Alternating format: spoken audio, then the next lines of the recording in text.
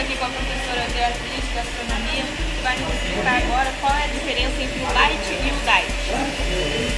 Bom, todo produto diet é aquele que é isento de algum composto, seja ele isento de açúcar, de sódio, de magnésio, alguma coisa.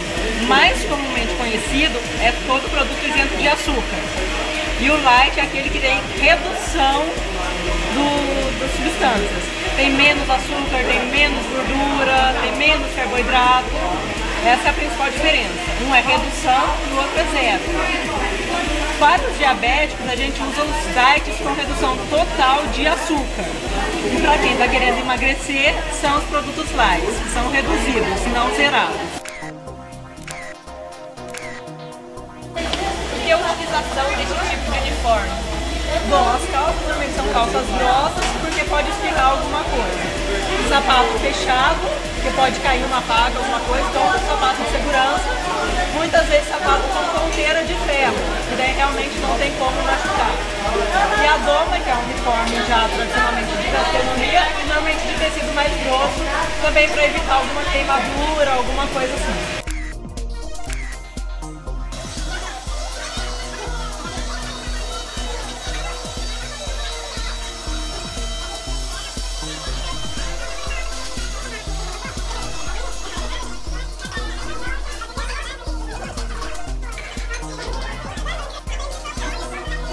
Três receitas, torta de pêssego, pudim de legume, nosso sabor e nhoque ervilha.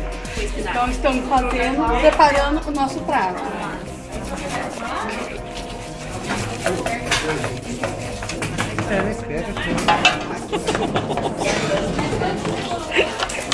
Triturando já na falta do liquidificador, acendendo o certo, misturando com a pasta.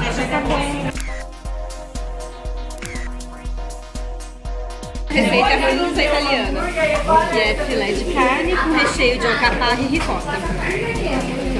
Aqui já temos a alcaparra, a ricota e a pimenta em grão. E aí nós colocamos um pedacinho de carne, enrolamos, passamos um barbante e pomos para cozinhar, juntamente com o tomate que está sendo cortado e a cebola.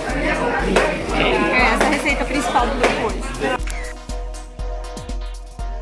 Soltar farinha e berinjela. O que você vai ricota, orégano, manjericão verde, salsinha, areia, frango desfiado, queijo frescal, pimenta e sal.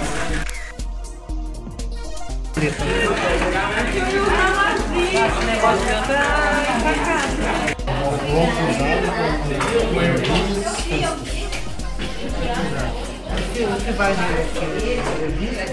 ervilha, alho, couve, limão, óleo canela, cebola granulada, tem páprica, tem caldo, tem vinho seco e 300 gramas de oleoso.